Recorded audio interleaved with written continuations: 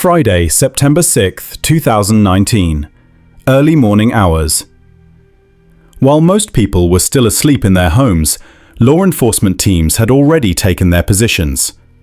A phone line that had been operating for years was about to be shut down today, and within the organization running this line, a betrayal had already set things on a path toward violence. May 2023, Birmingham. A container filled with pomegranate juice was being unloaded in a quiet yard. Everything appeared normal from the outside, but investigators had been waiting for this shipment long before its arrival. 2 different times, 2 separate stories, but both concealing something much larger. This is the story of a £2 million county line network and a £20 million heroin pipeline, and how they were finally dismantled. Welcome to Truth Unraveled. Let's dive straight into the case. Before understanding how the Echoline operated, we need to understand the people who built it. This was an 18-member organized crime group that functioned on a solid hierarchy. Colin Jones was the controlling figure of this network. Jones never appeared at street level. He used multiple phones, encrypted devices, and trusted intermediaries to shield himself from direct exposure. Below him was David Rowling, effectively the second in command. Rowling handled daily operations, giving instructions to runners, managing resupply when stock ran low, and resolving issues within the network. When the organization faced internal problems, Jones relied on Rowling to enforce discipline and protect the flow of money. Further down the structure were individuals handling region-specific responsibilities. Lee Murray, also known as Go or Echo, was previously the Echoline's primary call handler. Jack Jones was responsible for storage, holding bulk quantities and breaking them down before moving them forward. Keith Firmedge worked closely with Jones in Liverpool and assisted with wider distribution, including movements extending to Scotland. The next tier consisted of couriers and local distributors. Sean and Stephen Dooley handled regular movements between Liverpool and North Wales. In D-side, Anthony Stagg, his daughter Tony Stagg, and his partner Lisa Tinson ran a downstream unit. These individuals managed local distribution, passed drugs further down the chain, and provided phones and transport necessary for lower-level dealing. Other defendants filled smaller but important roles. Leon Langford became operations manager when local distributors were arrested. Peter Powell provided transport and phone support. James Hughes was a runner directly linked to the Echoline. Patricia Massingham stored substantial quantities of drugs at her home. Barry Rush worked as a trusted courier for multi-trip movements. Anthony Fahey handled pickups from Liverpool to Anglesey. Edward White helped collect and distribute orders around Conway's Quay. These 18 members together formed a structured network built on tight communication, clear hierarchy, and each individual understanding their position within the larger operation. The Echoline began quietly in early 2017, when officers had no idea how large it would eventually become. Initially, it operated from Liverpool's Walton area, where Colin Jones had 2 properties used for sourcing drugs and organising supply runs. The setup was straightforward. Bulk quantities were brought into Liverpool, broken down, and then moved into North Wales through trusted runners who delivered to Conway's Quay and surrounding towns. The early movements were modest, but the pattern was already clear. Liverpool was the hub, D-side was the target market, and a single phone line was directing everything. Police first noticed the line's activity in March 2017, when a search warrant in Conway's Quay led to the seizure of 25 wraps of heroin valued at approximately £250. This discovery resulted in the arrest of local distributor Anthony Stagg, but the network was barely affected. The Echoline continued operating.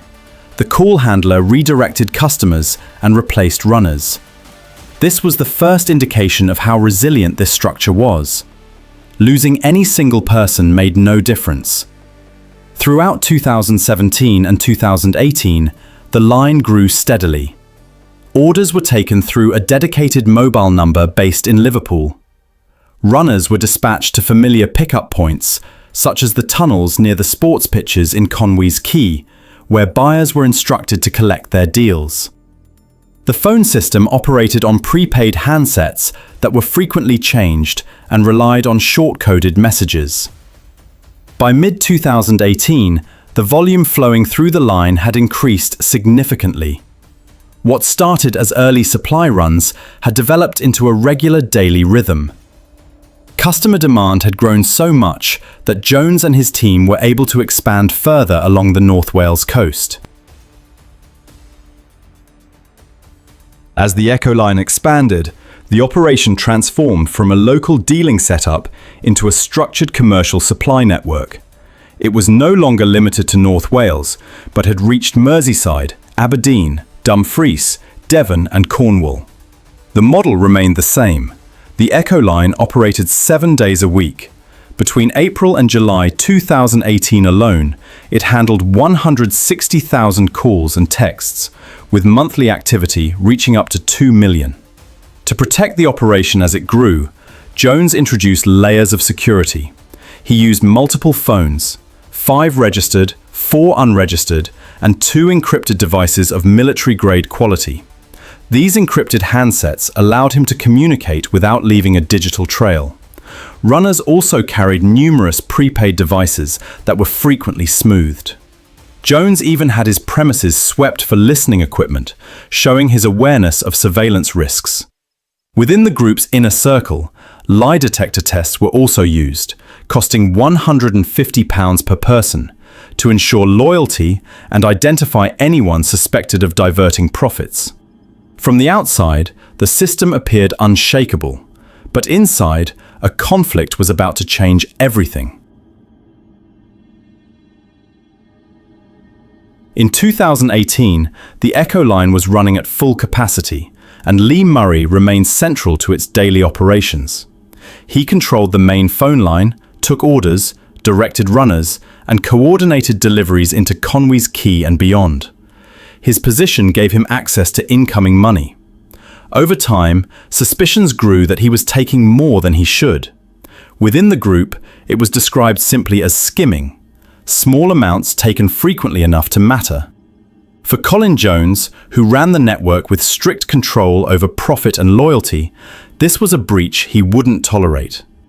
The relationship between Jones and Murray deteriorated rapidly once these allegations surfaced. What had been a straightforward working structure turned into open distrust. Murray's role in the Echoline meant he handled both customers and runners, and Jones began questioning how much cash was being diverted before reaching him. The tension wasn't just financial, it threatened the stability of the entire operation. Murray was gradually pushed out of decision-making, and responsibility began shifting to others, including David Rowling, whom Jones increasingly relied on to stabilize the network. During this period, police in Scotland intercepted a half-kilogram package of cocaine, 69% pure, intended for the group. The parcel was linked directly to Murray through his handling of the Echoline phone, showing how far the supply chain had stretched. It highlighted his importance to the operation and the scale at which the group was dealing, even as his standing inside the organization was collapsing. The breakdown reached a point where Jones discussed dealing with Murray permanently. Within the group, the phrase, "do a double one," was used, a reference understood by investigators as planning serious violence. What began as suspicion over money had shifted into something far more dangerous. And while none of them realized it yet, their conversations at this stage were already being picked up by police watching from the outside. The turning point in the investigation arrived when officers discreetly installed a covert listening device inside David Rowling's blue Ford C-Max. He used this vehicle constantly, meeting with runners, collecting cash, and travelling between Liverpool and North Wales. From the moment the device was activated, investigators finally heard the group speaking in their own words. Conversations recorded inside that vehicle exposed how the network was being managed, who was issuing the instructions, and how close the internal tensions had come to erupting into violence.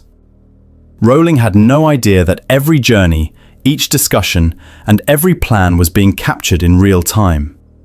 Alongside the audio surveillance, teams tracked the group across Liverpool, Prestwich, and Deeside, quietly building a comprehensive picture of the routes the drugs took. They followed vehicles leaving the Walton base, monitored exchanges in known dealing areas, and watched runners arrive at locations where customers were directed through the Echoline. These observations were matched with ANPR hits, confirming the movement of specific vehicles during supply runs. Each scan revealed the same pattern. Mobile phone analysis strengthened the picture even further. Officers mapped the Echoline's activity, linked contact patterns to individual defendants, and tied specific devices to journeys already identified through ANPR. The data showed when the line was active, which numbers were taking orders, and how often certain phones traveled with the couriers. Combined with the recordings from Rowling's vehicle, investigators were able to match voices to movements and movements to specific roles within the hierarchy. During the surveillance operation, officers also became aware of a rising threat of serious violence toward Lee Murray. The information gathered was concerning enough that police issued a formal Osman warning, a threat to life notice, warning Murray that he was in danger. That development confirmed to investigators that the network was beginning to fracture internally, and that the risks were escalating far beyond routine drug supply. By the time surveillance concluded, officers had obtained the one thing they had been missing for years: a clear, uninterrupted view inside the heart of the Echoline. It was enough to shift from watching to dismantling the network. The operation moved from surveillance to direct action on September 6, 2019, when coordinated dawn raids were carried out across North Wales, Merseyside, and Scotland. Teams struck simultaneously at properties linked to the highest-ranking members of the Echoline, aiming to dismantle the network before anyone could react. In Deeside, officers forced entry into addresses used as local hubs. In Liverpool, they targeted Jones's bases in Walton and other properties tied to storage and mixing. Police Scotland executed warrants connected to the group's northern supply chain, including locations linked to the intercepted cocaine parcel.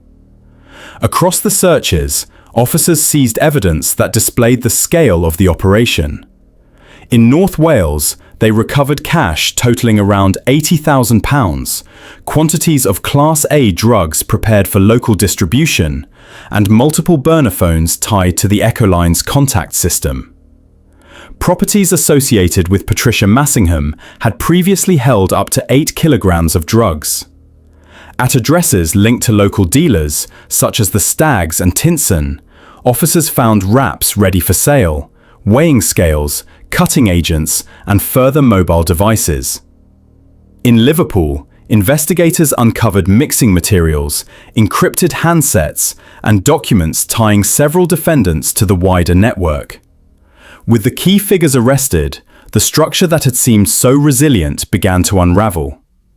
Interviews with several defendants revealed that many were unaware of the full scale of the organization, only realizing during the raids how wide the operation had stretched. The arrests removed the organizers, the storekeepers, the couriers, and the call handlers in one decisive sweep. What followed was the culmination of years of building a case, a point where officers could finally present the hierarchy in full and move the investigation into the courtroom. The defendants were brought before Mould Crown Court for a 3-day sentencing hearing. The courtroom remained full throughout, with officers from North Wales Police, Merseyside Police, and Police Scotland present to hear how the investigation they had spent years building would conclude. The prosecution described the network as highly organized and presented all the evidence that police had gathered. The surveillance recordings, ANPR data, mobile phone analysis, and seized materials. Defense teams offered mitigation for each defendant. Several cited addiction issues, poor financial or mental health, or limited roles within the wider structure. In some cases, they stressed that individuals had been driven by their own dependency rather than criminal ambition. Others argued a lack of awareness of the operation's true scale, noting that some defendants had only handled small amounts locally and had no insight into the network's nationwide reach. Judge Nicholas Parry addressed the court with clear, firm remarks. He described the operation as being of unusual magnitude, noting its cross-border scope and the volume of drugs involved. He highlighted the incalculable harm caused to communities in Deeside and across North Wales, and emphasised that the Echoline had operated with industrial efficiency, masking its activities behind layers of communication, couriers, and safe houses. When the final day of hearings concluded, the court moved through each defendant in turn, setting out their roles and the sentences that followed. At the top of the organisation, Colin Jones received 21 years.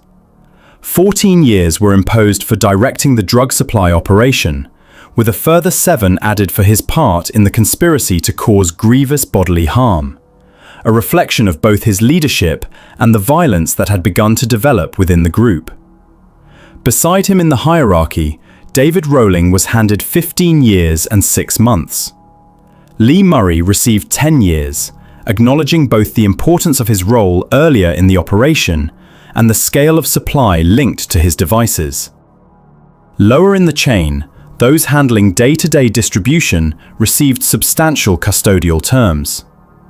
Anthony Stagg was jailed for 4 years, while his daughter Tony Stagg was sentenced to 4 years as well.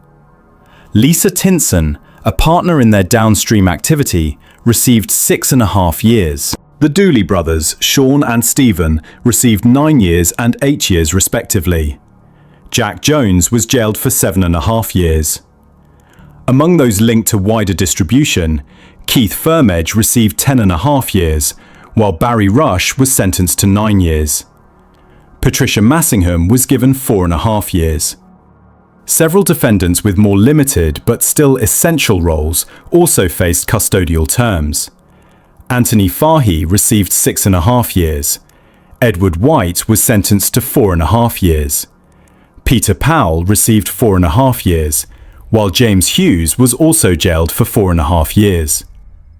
In total, the sentences handed down amounted to 146 years and 9 months, marking the conclusion of one of the largest organised crime investigations ever undertaken in North Wales. At the centre of the second case were Colin Bartlett, 54, and his son Lee Bartlett, 30, 2 men from Bawdsley Green in Birmingham, who became the UK-side operators of a heroin pipeline stretching directly from Afghanistan to the West Midlands. Unlike the chaotic street-level network seen in many domestic operations, this group functioned through a front company designed to look like a legitimate importer of pomegranate juice. On paper, the business had a director, but that director did not exist. The identity was fabricated to place a legal buffer between the Bartletts and whoever controlled the supply chain overseas. The wider organised crime group, still only partially identified, relied on shipping containers routed from Afghanistan, disguised as large-scale juice imports. The shipments were structured to appear legitimate, with thousands of bottles stacked inside commercial packaging. Hidden within this cargo was heroin, dissolved or blended into the pomegranate juice itself, allowing the drugs to pass through international borders without attracting immediate suspicion.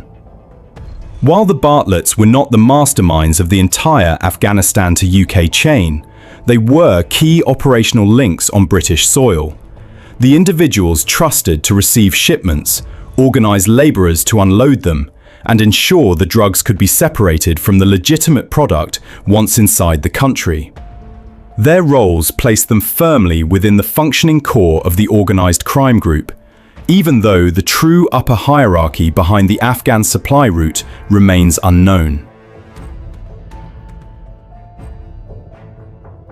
The breakthrough came in May 2023, when a shipping container weighing 2.6 tons arrived in Birmingham. On paperwork, it was nothing more than a large consignment of pomegranate juice. But NCA intelligence had already indicated that this shipment was different and potentially the one that would expose the pipeline. Inside the container were stacks of cardboard boxes, each filled with bottles of juice. To any casual observer, it looked legitimate. But dissolved within the liquid, and in some cases mixed directly into the bottles, was more than 420 kilograms of heroin, a load with a street value of more than £20 million. This wasn't a product hidden in secret compartments. It was blended into the cargo itself, designed to be chemically extracted after arrival. Expecting something significant, the NCA had already prepared a surveillance operation around the shipment. Officers monitored the journey, tracked its arrival, and positioned themselves to observe whoever came to unload it. The intelligence picture had suggested that the people receiving the container were connected directly to the UK distribution link of the Afghan supply chain, and this delivery would finally bring them into the open. When the container was finally opened in Birmingham, the NCA was already in position. 11 paid workers had been brought in to help unload the shipment, ordinary laborers with no knowledge of what was hidden inside the boxes.